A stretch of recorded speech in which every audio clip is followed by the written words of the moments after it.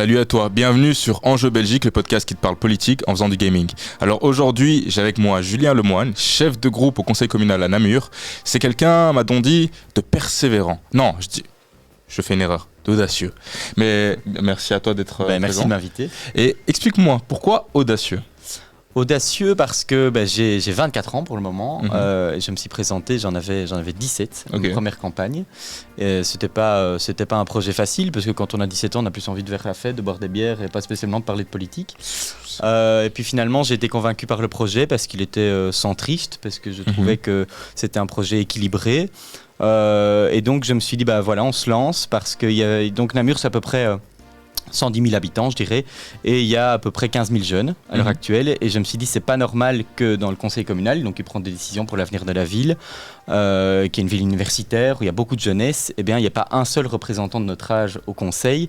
La moyenne d'âge était plus ou moins de 55 ans. Et je me suis dit, c'est logique, en fait, qu'il y ait juste un jeune qui puisse rapporter les préoccupations de ma génération en fait. Et donc je me suis présenté, je me suis lancé et j'ai bien fait parce que j'ai été élu 1 an et demi plus tard. D'abord à ce qu'on appelle le conseil de l'action sociale, donc qui est le poste social, donc le CPS, il y en a un par ville.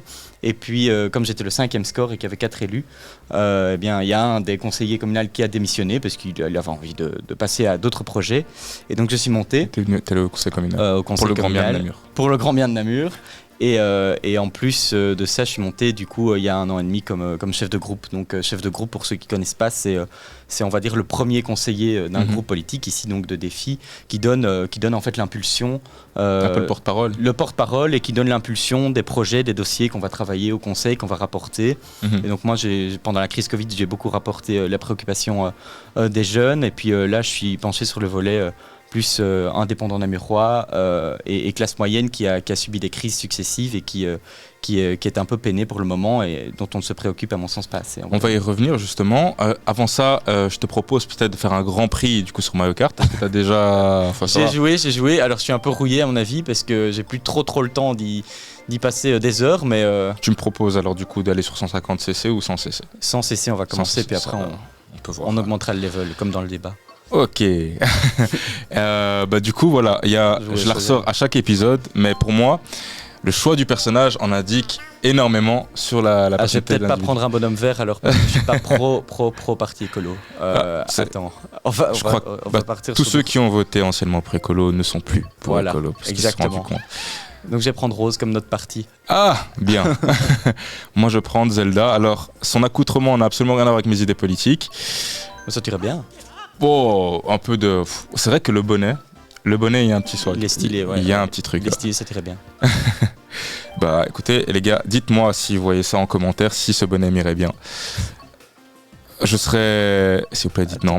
On va partir sur quoi ? T'as une préférence ? Je sais pas, ouais. Volcan, il y avait un truc de volcan là. Un truc de volcan ? Ouais, là, voilà. Volcan grondant, c'est bien. Grondant. Est-ce que ça indique quelque chose par rapport à ta personnalité ? Ça dit l'optique dans la campagne prochaine, quoi. Ok. Et est-ce que tu es quelqu'un qui se met facilement en colère ?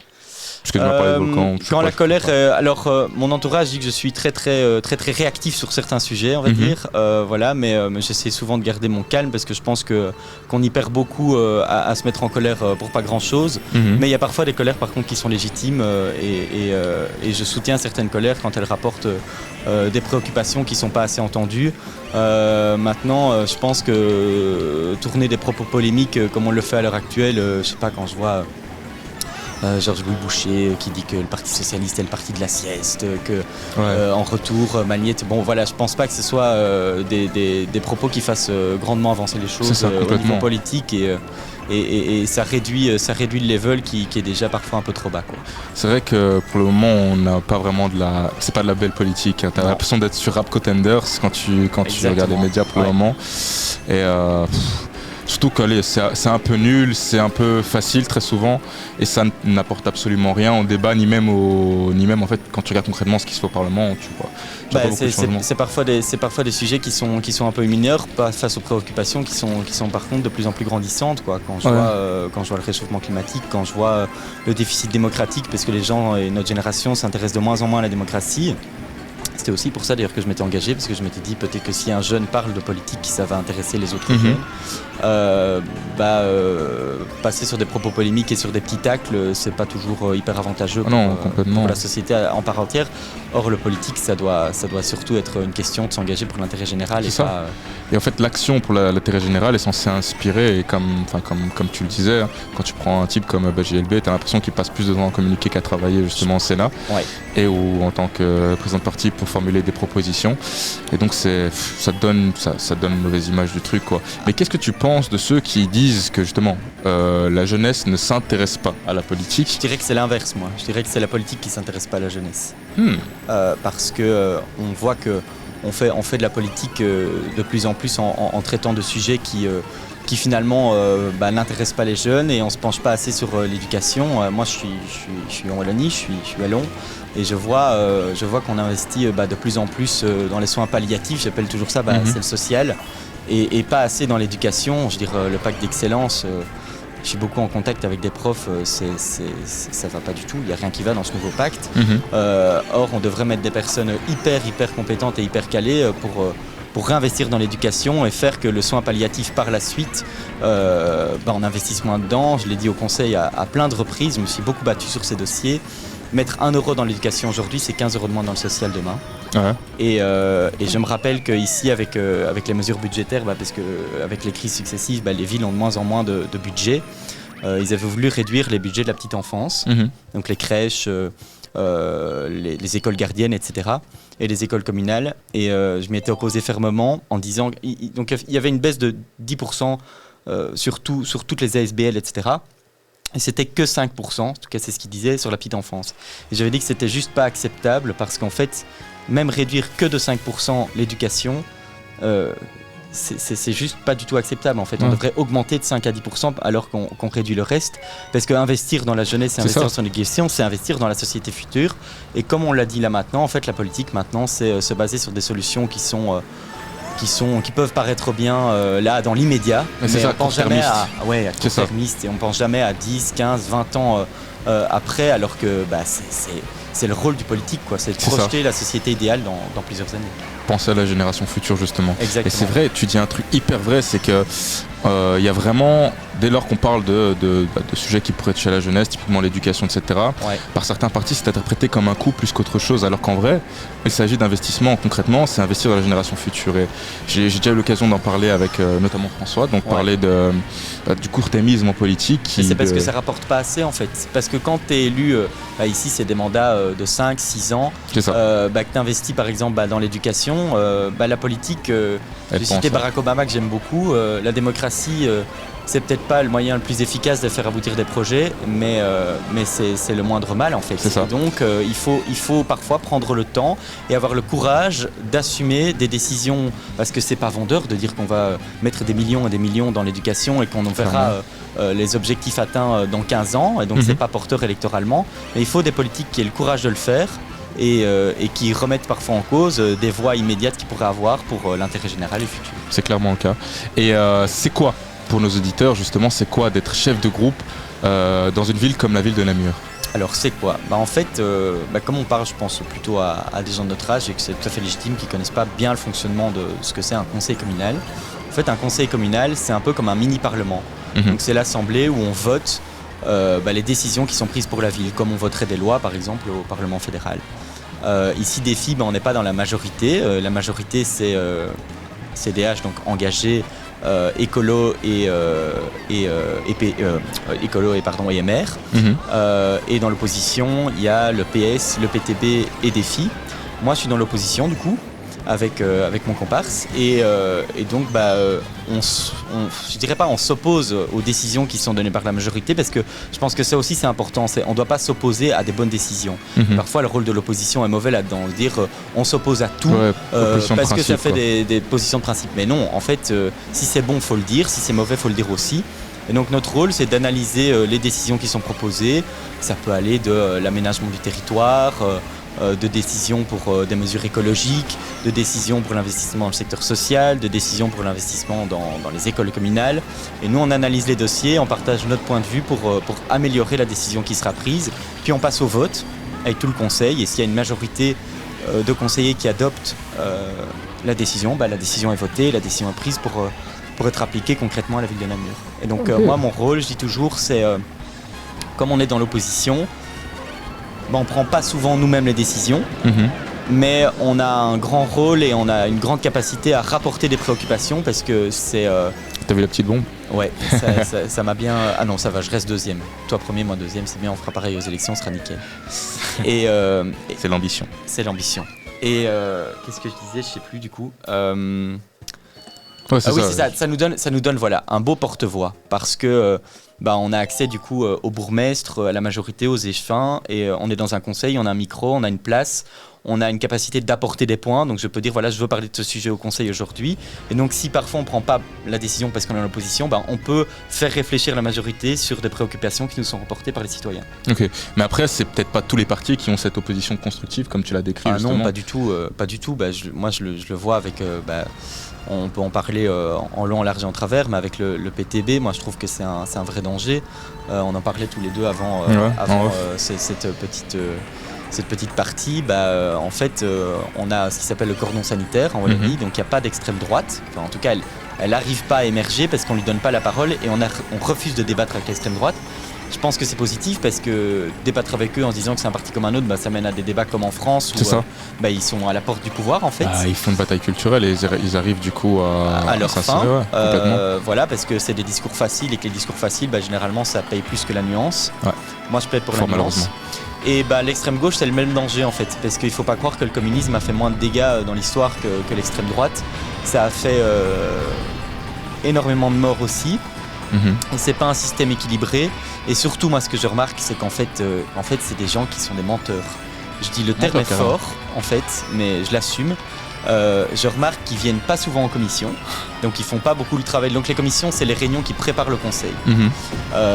Donc il y a plein de thèmes, donc commission éducation, commission sociale, commission patrimoine, et donc on prépare les dossiers et les échevins nous expliquent ce qu'ils vont proposer au conseil. Donc c'est vraiment le travail de fond. Et en fait, eux viennent pas, ou pas souvent. Et puis ils viennent au conseil quand les caméras sont là, et ils viennent tenir des propos polémiques comme si tout était facile à adopter en fait, que l'argent était gratuit, que on pouvait moins travailler, avoir plus des pouvoirs publics. Moi, je pense que c'est pas vrai. Je pense qu'une société bien équilibrée, c'est où les gens travaillent, s'investissent, peuvent participer à l'État. Comme disait Kennedy, ne vous demandez pas ce que l'État peut faire pour vous, mais ce que vous pouvez faire pour votre État. Vous faites pour l'État. Je pense que c'est une phrase essentielle parce qu'on finance rien sans rien, et que si on veut une meilleure école, une meilleure éducation, si on veut un aspect social qui soit là quand on se trébuche dans la vie et qu'il faut que l'État soit là pour nous rattraper, il faut qu'il y ait beaucoup de gens qui travaillent, il faut que les gens soient motivés à participer dans un ensemble collectif, et le PTB c'est toujours plus en faisant moins. Je pense que c'est pas un discours très réaliste. Non, complètement. En plus c'est finalement ce qu'il y a, selon moi en tout cas, un peu détruit la Wallonie aujourd'hui, c'est des fois, pour moi c'est purement de la mauvaise gouvernance, c'est-à-dire que c'est déjà un peu mentir aux gens. Et ça, les socialistes n'y sont pour rien. Voilà, c'est ça. C'est une sorte de parti socialiste plus, mais sans véritablement avoir un projet de fond pour la Wallonie qui véritablement paye d'une mauvaise gestion, selon moi. Tu parlais justement tantôt des commerçants et des indépendants. C'est dramatique. Moi, quand je vois ma ville, en fait, je la reconnais plus par rapport à avant. Et alors, c'est pas toujours de la faute de la majorité, parce que je vois bien que la commune, dans la majorité, essaye d'investir, de ramoter des projets qui soient attractifs pour la ville, mais c'est pas toujours facile. Je pense qu'il y a deux explications. Les pouvoirs supérieurs, donc la région et le fédéral, n'investissent plus assez dans les communes, et les crises, c'est les communes qui les ont assumées, parce que le Covid, etc., faut pas croire, le fédéral n'a pas mis beaucoup de budget, et c'est les CPS des communes qui ont dû assumer la crise, et c'était hyper compliqué. Donc les caisses sont vides, sont de plus en plus vides, donc c'est dur d'assumer des projets. Et la deuxième raison, c'est que en fait, on est dans une période qui est hyper difficile pour les commerçants, par exemple, je le dis tout le temps, au centre-ville, parce que les villes et les plans de ville sont en train de totalement changer. On parle beaucoup de piétonniers, de piétonnisation. L'accessibilité devient de plus en plus compliquée. Et donc, on a des commerçants du centre qui se retrouvent avec une ville moins attractive, du coup, avec moins de fréquentation, du coup, avec moins de sécurité. Et du coup, on assume des projets qui sont portés, par exemple, par les écolos, donc mais qui ne pensent jamais, ce sont des beaux projets politiques, mais qui ne pensent jamais au volet économique que ça engendre. C'est ça, ok. Et moi, je pense que c'est une préoccupation qui doit avoir lieu parce que c'est bien de faire de la politique avec des grands projets, mais sans le volet économique, on n'arrivera à rien parce que avant de penser à des projets politiques, les gens, s'ils mangent et qu'ils boivent pas, et qu'ils n'ont pas assez pour vivre une vie digne via leur travail, ils pensent plus à la politique en fait, ils pensent à comment ils vont manger. Oui, c'est ça, comment ils vont survivre au lendemain, quoi. Et il y a beaucoup d'indépendants qui se posent ces questions-là pour le moment et c'est pas normal en fait. Ah non, c'est clair, mais pour revenir un peu sur la question justement des extrêmes, et en l'occurrence de l'extrême gauche, moi je dis souvent que parce que quand tu dis immonde, c'est vrai que c'était fort.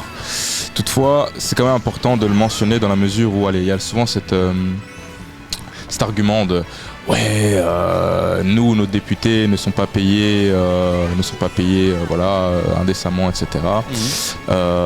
Mais cet argent, qu'on soit bien clair, leurs députés, le parti reçoit bien cet argent comme n'importe quel député. La différence, c'est qu'eux choisissent de le mettre dans la communication. C'est super important. Et fondamentalement, les citoyens n'ont pas plus d'argent parce que le PTB est là. Non, eux, ce qu'ils entretiennent, c'est l'empoisonnement finalement de la démocratie. Il y a un truc à relever, c'est que le PTB donc, est contre les grosses entreprises, mais c'est le parti en Belgique qui finance le plus Facebook parce que c'est le parti qui paye le plus pour ses promotions et ses publicités sur Facebook. En fait, ce qui est intéressant avec le PTB, c'est qu'ils nous disent tout le temps vos députés sont trop bien payés, c'est dégueulasse le système politique belgique, vous êtes des gens déconnectés, parce qu'en fait, il faut savoir que le PTB, ce qu'il fait, c'est que leurs élus gagnent le même salaire que tous les autres députés, donc ça veut dire qu'ils ne coûtent pas moins à la société.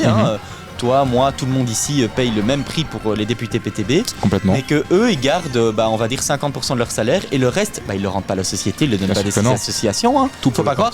Ils les gardent dans leur parti politique. Et donc, ils achètent des beaux locaux, ils font de la promotion sur Facebook. Premier, tiens, ça c'est. Attends, là, tu m'as eu. Les prochaines élections, on sera comme ça.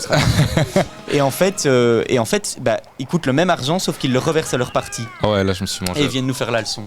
Tu vois, c'est pas correct. C'est pas du tout bien pour le citoyen. En fait, le citoyen il gagne rien. Et ils nous critiquent tous, mais c'est les pires. C'est ça, complètement. Donc voilà, c'est hyper hypocrite comme discours. Mais c'est comme ça un peu pour tout.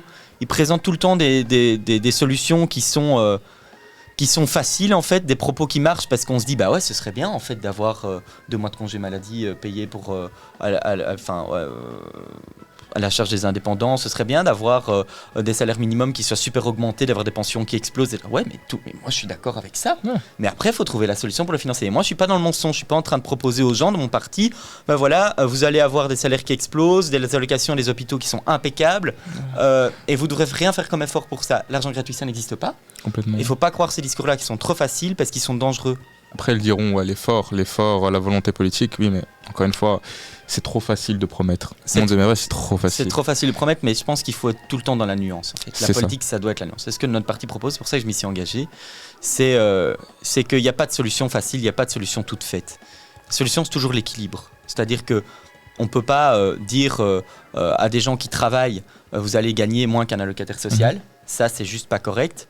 Mais on ne peut pas dire à l'inverse que quelqu'un qui travaille et qui gagne des millions et des millions et des millions d'euros ne doivent pas un tout petit peu plus contribuer à la société que les autres. Et donc la solution, c'est dans l'équilibre. C'est pas on doit taxer les riches comme le dit le PTB et on doit jamais emmerder soi-disant les pauvres et finalement on va faire qu'augmenter le salaire des gens qui sont dans une classe moins aisée. Non, l'équilibre entre les deux, c'est ça qui fera avancer la société. C'est une solution équilibrée. Mais c'est vrai, mais c'est totalement ça. Je préférerais toujours celui qui me dira voilà, la réalité est celle-ci et on va faire l'effort, on a la volonté politique d'aller jusque-là, mais pour ce faire, il faut concrètement faire ça et ça, que celui qui te dira d'un côté, évidemment, non, tout va bien, rien ne se passe, c'est une sorte de statu quo, et de l'autre côté, ceux qui diront ah non, tout va mal, et ils te promettront mondes et merveilles en disant qu'ils vont réussir à... Et c'est le discours actuel, en fait. Tu as la droite qui tacle sur les chômeurs en disant c'est la faute des chômeurs, et la gauche qui dit c'est la faute des employeurs et des super riches. Non, je pense qu'il y a des gens qui sont corrects des deux côtés. C'est ça. Il ne faut pas tout mettre à la poubelle. Il y a des personnes qui gagnent très bien leur vie, qui emploient aussi beaucoup de personnes dans leurs entreprises. Et sans le secteur privé, ce que je dis toujours à la ville, en fait, c'est bien d'avoir de l'esprit public, des emplois publics, etc. Mais sans les indépendants, vous n'allez rien faire parce qu'une société, ça tourne aussi grâce aux indépendants et à ces gens qui gagnent bien leur vie, parce que ces gens qui gagnent bien leur vie, du coup, ils dépensent, du coup, ils font tourner la société. Donc, c'est pas que de leur faute. Et à l'inverse, il y a des gens qui sont en recherche d'emploi, qui sont super motivés, qui trouvent pas d'emploi. C'est clair. Et qu'il faut aider. Par contre, ça doit être l'équilibre aussi. Quand on voit qu'en Wallonie, il y a que 67% des gens qui sont au travail, c'est pas logique. Donc la solution, c'est d'augmenter ce taux d'emploi et aussi peut-être de faire un petit peu plus contribuer ceux qui gagnent excessivement bien leur vie. Voilà. Je pense que la solution, c'est celle-là, c'est pas de dire que c'est soit l'un, soit l'autre. C'est ça, et ça sert à rien aussi d'essayer de faire cette fameuse stratégie de diviser pour mieux régner. Ouais. Parce qu'en fait, quand tu prends par exemple, ne serait-ce que pour l'imposition, t'as en fait des gens qui sont un peu plus aisés. Il y a eu une sorte de tribune qui avait été signée, il me semble que c'était en France, où tu avais des millionnaires qui disaient moi en fait ça me dérange pas d'être plus taxé. Mais si c'est bien utilisé. Voilà, ça doit être bien utilisé. Donc là on arrive à la bonne gestion justement. Ça on peut en parler de la bonne gestion. Et en Wallonie, il y a aussi un vrai problème, j'ai l'impression. Qu'est-ce que tu en penses ? Je pense qu'on est une. Parlant de la gare de Mons. La gare de Mons, le Parlement wallon. Dernièrement. Je sais pas si les auditeurs ici ont entendu parler, mais enfin, un Parlement qui devait coûter à la rénovation, je sais plus si c'était 12 millions, je sais plus. Mais finalement, on coûte 47, dont un tunnel. Donc, j'explique quand même cette histoire-là parce que j'aime bien l'expliquer. À cette époque-là, où moi j'ai fait des études de droit. J'allais faire un stage auprès d'un magistrat au tribunal de Namur. Et pendant que je faisais mon stage, le tribunal dans lequel je travaillais a dû être évacué parce que les plafonds s'effondraient sur les magistrats et les avocats. Donc, c'est l'état d'esprit de la justice dans notre pays. On avait des gravats dans les cheveux parce que les palais de justice s'effondraient. Et dans le même temps, donc je sortais de ce stage, j'étais dans ma voiture, je regardais mon téléphone. Je conduisais pas, je précise, je regardais mon téléphone en conduisant. Eh bien, je vois qu'on va financer un tunnel à usage seul des députés wallons, donc ils sont 79 si j'ai mon souvenir, entre un parking qui se situe littéralement à 100 mètres du Parlement et ce Parlement pour ne pas qu'ils aient à emprunter le passage pour piétons supérieur pour qu'ils n'aient pas trop à marcher et qu'ils aient un tunnel direct. Et ce tunnel allait coûter 3 millions. Finalement, il a coûté 11. Il a coûté 11 millions d'euros. Et donc, c'est quoi cette dualité dans cet état où on a un Parlement qui coûte 47 millions d'euros de réparation où on achète des sièges de commission à 3500 euros le siège et où les palais de justice s'effondrent à côté. Ouais, c'est ça. Moi, quand mon parti dit il faut plus investir dans la justice, je suis un peu d'accord avec lui. Clair. Il y a 3 niveaux de pouvoir en Belgique, législatif, exécutif, judiciaire. Il faut que ces 3 niveaux de pouvoir aient les mêmes moyens pour assumer leurs fonctions. Et puis, c'est une des conditions substantielles même du contrat social. Les gens adhèrent à une société pour avoir forcément de meilleurs soins de santé, pour avoir l'éducation comme tu le signifiais au début, et aussi, surtout, pour avoir accès à une justice. Une justice qui va être viable, mais si elle est sous-financée comme elle est aujourd'hui au profit, par exemple, de projets... Les politiques se plaignent constamment de l'insécurité. Mais si la justice n'est pas là pour sanctionner, en fait, les infractions, c'est juste impossible quand on ait une société qui soit plus sécuritaire. Donc je veux dire, le politique se tire une balle dans le pied en ne votant pas des budgets supérieurs pour la justice. Ça, c'est un autre sujet, mais je veux dire, pour la bonne gouvernance, puisqu'on était là-dessus, je trouve incroyable qu'on voit les sondages encore à l'heure actuelle, en fait, les partis qui ont décidé de ces surfinancements pour du luxe, du luxe total. Sofa, je sais pas combien, un sofa à 18 000 euros pour le bureau de président qui en plus est horrible. Qui on dirait un truc Ikea. Je veux dire, j'aime bien les fauteuils Ikea, mais enfin, je veux dire, 18 000 euros pour un fauteuil qui n'a aucune plus-value. Passons. C'est pas normal quand on sait qu'à côté de ça, la Wallonie est dans un état financier qui est catastrophique, parce que certains parlent. La dette a été mise en récession économique il y a quelques années d'ici. Eh bien, aux proportions de la dette que l'on a, on est dans une pire situation en Wallonie que la Grèce. Donc, je veux dire, on se permet des fauteuils à 18 000 euros quand on sait que les comptes publics sont vidés de chez vidés. Sont rouges. Sans référence à aucun parti, évidemment. À aucun parti. Et donc, il est temps, je pense, que des jeunes, comme toi, comme moi, viennent dans ces instances et disent faut restaurer de la bonne gouvernance. Je rappelle que notre président a proposé une charte de la bonne gouvernance en disant on va réduire le nombre de députés, on va réduire le nombre de voitures de fonction pour que le système politique coûte moins cher. Il n'y a qu'un parti qui l'a signé, c'est le nôtre.